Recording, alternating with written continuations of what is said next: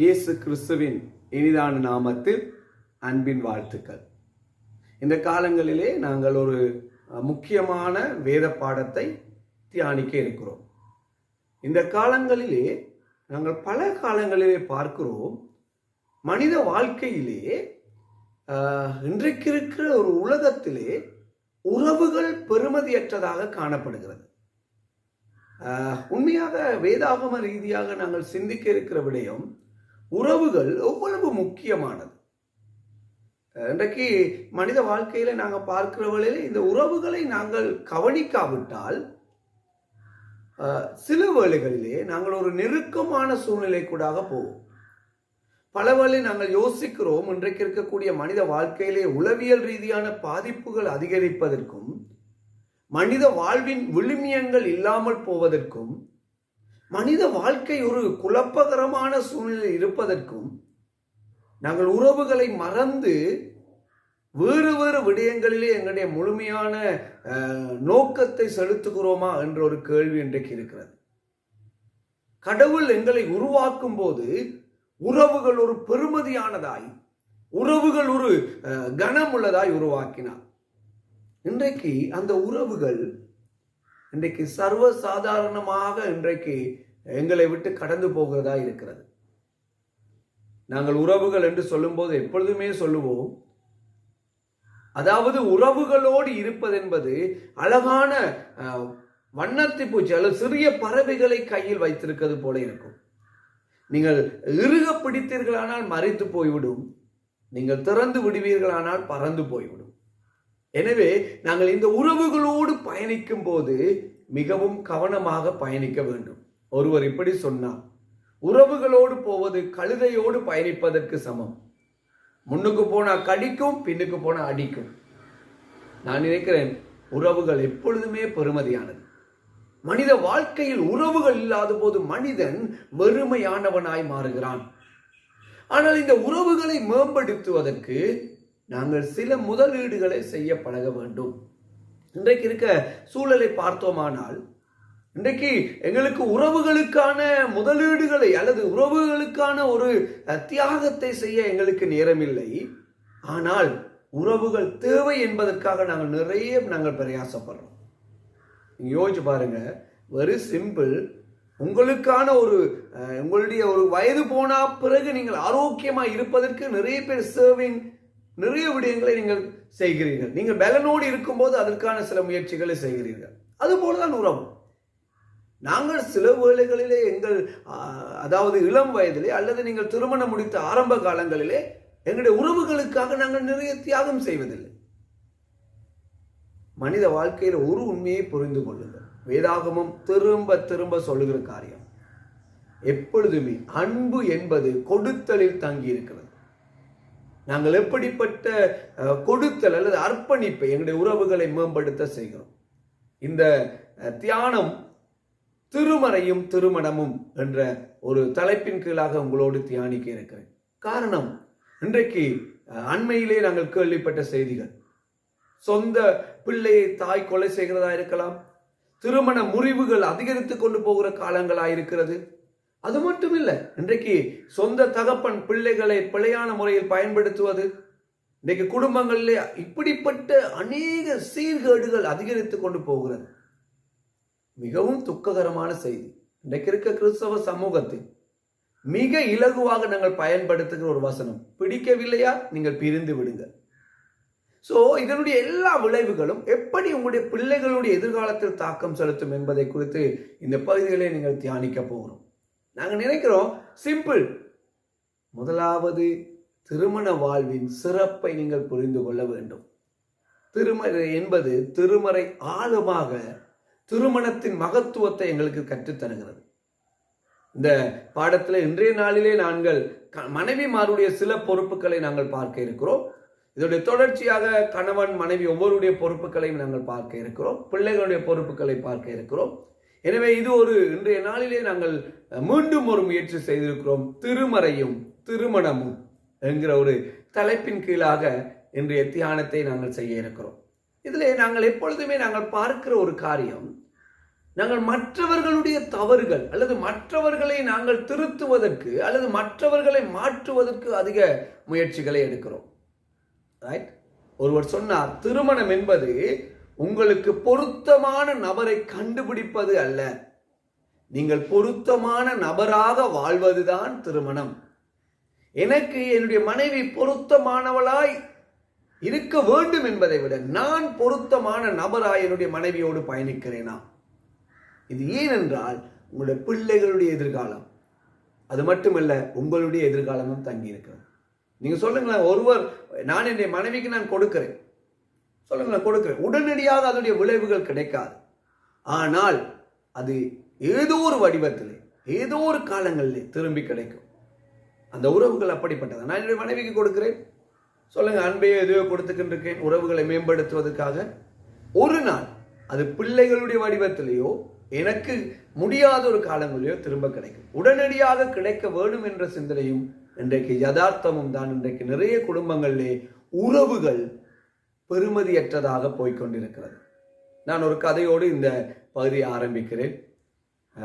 இந்த வேத பகுதியிலிருந்து சொல்வதற்கு முன்பு நான் ஒரு கதையை சொல்கிறேன். நான் வாசித்த, அண்மையில நீங்களும் வாசித்த ஒரு கதை. ஒரு மனைவிக்கு திடீரென சந்தேகம் வந்ததாம், தன்னுடைய கணவனுக்கு காது கேட்குதா இல்லையா என்று ஒரு சந்தேகம் வந்தது. ரைட்? ஸோ இப்ப அந்த மனைவி யோசிச்சாவாம், எப்படியாவது என்னுடைய கணவனுக்கு காது கேட்குதான்னு ஒரு செக் பண்ண வேணும். என்ன செய்யலாம்? தெரிந்த ஒரு வைத்தியரிடம் கால் பண்ணி கேட்டாவாம். இது உங்களுக்கு தெரிந்த கதையா கூட இருக்கலாம்.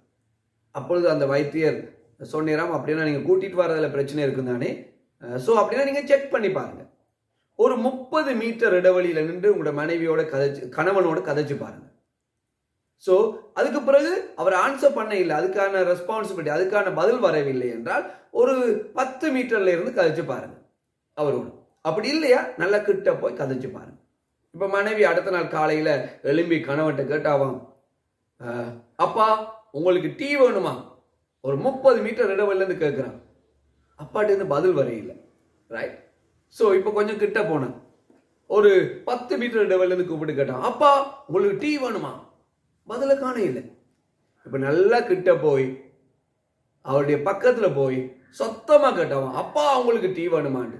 அப்பா அவர் திரும்பி பார்த்து சொன்னான், இங்க வளமையான கணவன்மார் வேற மாதிரி இருப்பாங்க, இந்த கணவன் கொஞ்சம் பரவாயில்லை போல இருக்கு. திரும்பி பார்த்து சொன்னான், உன்னிட்ட எத்தனை தடவை சொல்ற? 3 தடவை சொல்லிட்டேன், எனக்கு டீ வேணாம் டீ வேணாம் டீ வேணாம். பக்கத்துல வந்து கத்திக்கு நிற்கிறான் அப்படின்னு சொன்னான். ஸோ இதுல இருந்து யாருக்கு காது கேட்கலங்கிறது உங்களுக்கு தெரிஞ்சிருக்கும். சில வேளைகளில் எங்களுடைய வாழ்க்கையில சில காரியங்களை நாங்கள் வச்சுக்கண்டு நாங்கள் மற்றவர்களை நாங்கள் திருத்துறதுக்கோ நியாயப்படுத்துறதுக்கோ முயற்சிக்க முடியாது. ரைட்?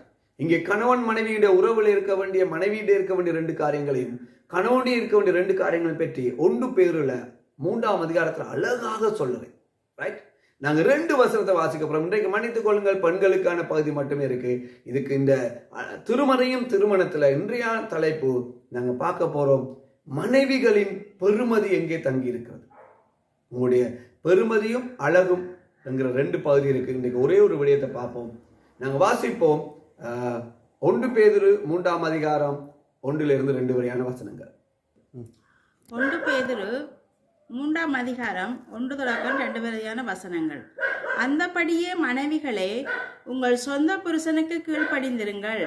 அப்பொழுது அவர்களில் யாராவது திருவசனத்துக்கு கீழ்ப்படியாதவர்களாய் இருந்தால் பயபக்தியோடு கூடிய உங்கள் கற்புள்ள நடக்கையை அவர்கள் பார்த்து போதனையின்றி மனைவிகளை நடக்கையிலே ஆதாயப்படுத்தி கொள்ளப்படுவார்கள். நாங்கள் இங்கே வாசிக்க கேட்டோம், பேதுரு அழகாக எழுதுகிறார் மனைவிகளுக்கு. ரைட்? இந்த பகுதிகளை நாங்கள் பார்க்க இருக்கிறோம், கணவன் மனைவியுடைய உங்களுடைய பொறுப்புகளை குறித்து பார்க்க இருக்கிறோம், உங்களுடைய நடத்தைகளை குறித்து பார்க்க இருக்கிறோம். அவர் சொல்லுகிறார், முதலாவது காரியம், மனைவிகளே உங்கள் அதாவது வார்த்தைகளை குறைத்து செயல்களை கூட்டுங்கள். பொதுவா பெண்கள் தெரியும் உங்களுக்கு, அதிகமாக கதைக்க வேண்டும் என்று விருப்பம் உள்ள ஒருவர், அதாவது ஒரு யூஷுவல், ஒரு பொதுவான சிந்தனையிலிருந்து எப்படி எங்களை மாற்றிக்கொள்ள வேண்டும் என்று வேதாகமம் சொல்லுகிறது. நீங்க யோசிச்சு பாருங்களேன், ஒரு பிழையான நபர், ஒரு பிழையான கணவனை நீங்கள் திருத்த வேணுமாயிருந்தால், மாற்றி அமைக்க வேணுமாயிருந்தால் நாங்க பார்ப்போம் எப்பொழுதுமே அந்த காது கேட்காதவர்களை போலதான், ரைட்? நாங்க அவங்க மாற வேணும்னா யோசிப்போம். ஆனா வேதாகமம் இங்கே கற்றுத்தருகிறது, நீங்கள் உங்களுடைய அணுகுமுறைகளை மாற்றத்தை கொண்டு வாருங்கள்.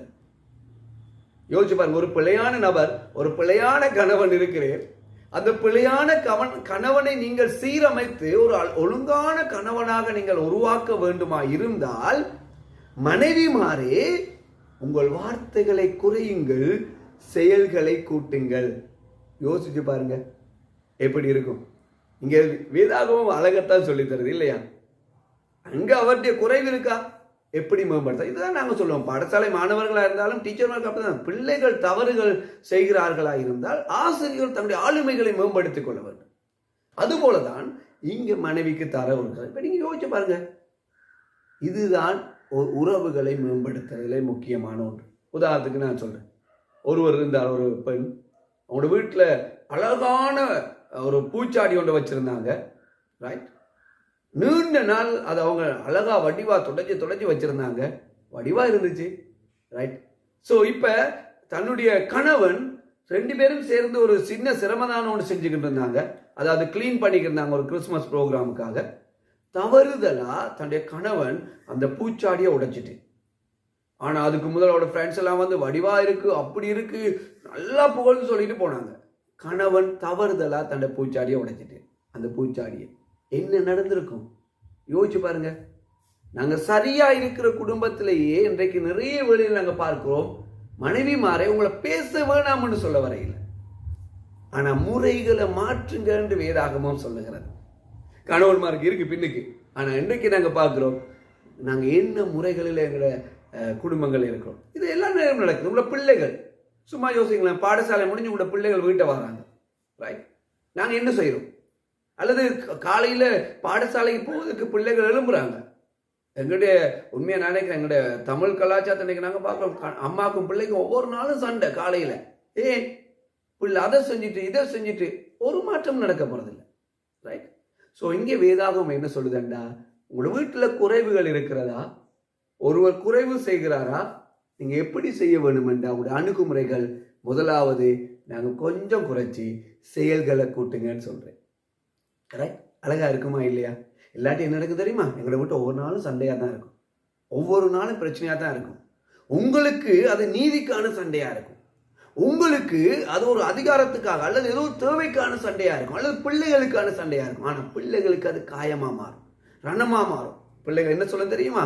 எங்க வீட்டை போனா ஒவ்வொரு நாளும் சண்டை, நரகமா வீடு இருக்குன்னு சொல்லுவாங்க. ஸோ முதலாவது மனைவிக்கான அல்லது ஒரு அழகு அல்லது இது சொல்லுவோம் வேல்யூஸ், ஒரு பெருமதி எங்க இருக்குண்டா, குறைவுள்ள நடத்தை உள்ள கணவனையும் உங்களால் சீர்படுத்த முடியும். எப்படி என்றால் வார்த்தைகளை குறையுங்கள், செயல்களை கூட்டுங்கள். யோசிச்சு பாருங்க. அதுக்கப்புறம் 2வது பகுதி இருக்கு, உங்களுடைய அழகை பற்றி கதைக்கிறேன். ஸோ கணவன்மாருக்கு அடுத்த காரியம் இருக்கு. அந்த வாழ்க்கை இந்த நாளிலும் நீங்க தியானத்துக்கு நாங்கள் சொல்ல வந்த காரியம் ஒரே ஒரு விடயம் தான். திருமணம் என்பது அழகானது, திருமறை போதிக்கும் திருமணம் பெருமதியானது, மனித உறவுகள் மகத்துவமானது.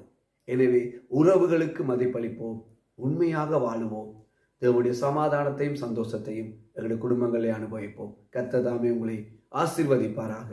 நான் ஒரு சின்ன ஜெபத்தோடு இந்த நேரத்துக்கு நிறைவுக்கு வருவோம்.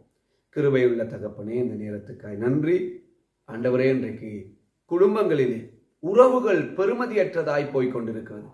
ஒருவரை ஒருவர் மதிக்க முடியாமல் குறைவுகள் வரும்போது நாங்கள் பல வேளைகளிலே ஒரு குழப்பம் உள்ள நபர்களாய் இருக்கிறோம். பல குடும்பங்களில் வெடிப்புகளும் தோல்விகளும் ஏமாற்றங்களும் இருக்கிறது.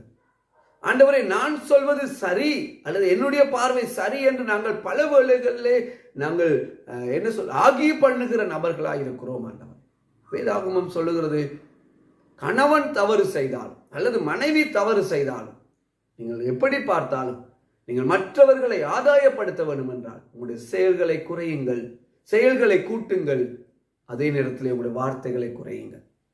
நாங்கள் இன்றைக்கு அப்படிப்பட்ட ஒரு நல்ல வாழ்க்கை வாழ்ந்து பிள்ளைகளுக்கும் குடும்பத்துக்கும் ஒரு முன்மாதிரி உள்ள குடும்பமாக இருக்க எங்களுக்கு